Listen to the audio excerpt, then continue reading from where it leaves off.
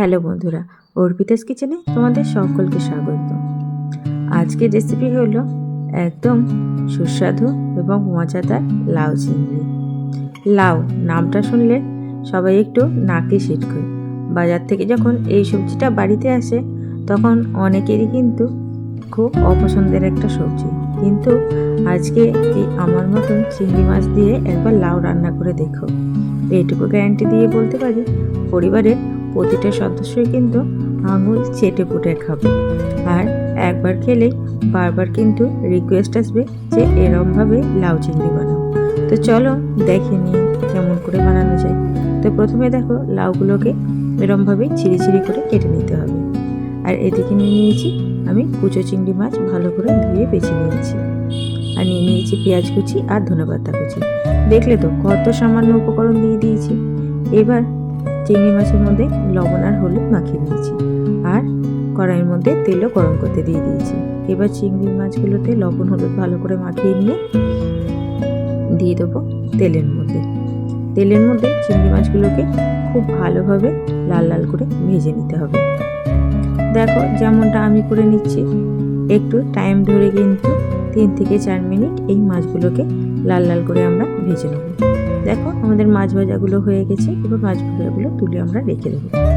এবার ওই মাছ ভাজা তেলের মধ্যে দিয়ে দেবো পেঁয়াজ কুচি। এখানে আমি একটা বড় সাইজের পেঁয়াজকে কুচি করে নিয়েছিলাম, সেই পেঁয়াজটা দিয়ে দিয়েছি। পেঁয়াজটা ভালোভাবে এবার তেলের মধ্যে ভেজে ভেজে নেব, কিন্তু একদম লাল করে ভাজবো না। একটু নরম হয়ে গেলে ওপর থেকে দিয়ে দেবো জিরা গুঁড়ো। জিরে গুঁড়োর সঙ্গে এবার পেঁয়াজটাকে খুব ভালোভাবে ভাজা ভাজা করবো, যতক্ষণ না পর্যন্ত জিরের একটা কাঁচা গন্ধ থাকে সেটা চলে যায়। দেখো আমাদের জিরেটা খুব ভালোভাবে ভাজা হয়ে গেছে। এবার দিয়ে দেবো স্বাদ মতন লবণ, আর দিয়ে দেবো পরিমাণ মতন হলুদ, আর ঝালের জন্য দিয়ে দেবো শুকনো লঙ্কা গুঁড়ো। ব্যাস এতটুকুখানি কি মশলা। এবার এই শুকনো মশলাগুলোকে পেঁয়াজের সঙ্গে খুব ভালোভাবে আবারও ভাজা ভাজা করবো। শুকনো মশলাগুলো ভালোভাবে ভাজা হয়ে গেলে এবার আগে থেকে ভেজে রাখা চিংড়ি মাছগুলো আমরা দিয়ে দেবো। চিংড়ি মাছগুলো দিয়ে আবারও মশলার সঙ্গে খুব ভালোভাবে মিশিয়ে নেব।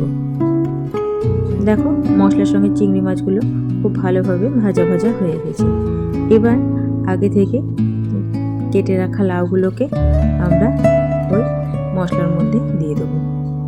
কিছুটা পরিমাণে প্রথমে দেব, দেওয়ার পরে আমরা ওই মশলার সঙ্গে লাউটাকে মিশিয়ে দেবো,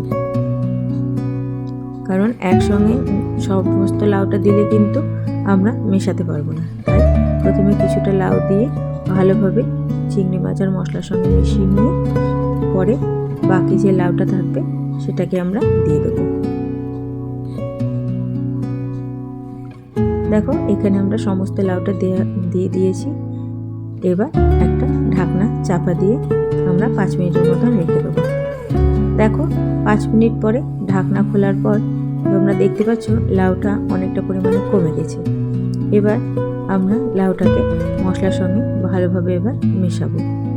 দেখো নিচের লাউগুলো কিন্তু অনেকটাই নরম হয়ে গেছে, আর লাউ থেকে কতটা পরিমাণে জল ছেড়ে দিয়েছে।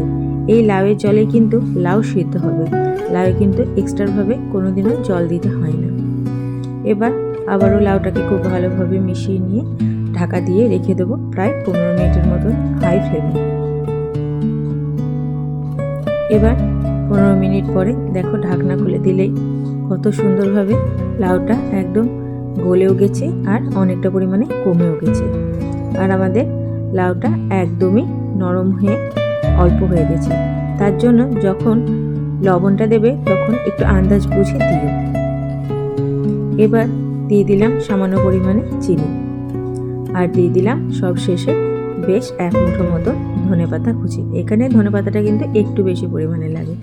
ব্যাস তাহলে রেডি হয়ে গেল আমাদের জিভে জল আনা একদম সুস্বাদু লাউ চিংড়ির ঘন্ট। দেখলে তো তাহলে কত সহজেই এই লাউ চিংড়ির ঘন্টটা আমাদের তৈরি হয়ে গেল। তাহলে তোমাদের যদি এই রেসিপিটা ভালো লাগে বাড়িতে একবার প্লিজ ট্রাই করো, আর আমার চ্যানেলের রান্নাগুলো যদি ভালো লাগে তাহলে লাইক শেয়ার সাবস্ক্রাইব করে আমার পাশে থেকো। Thank you.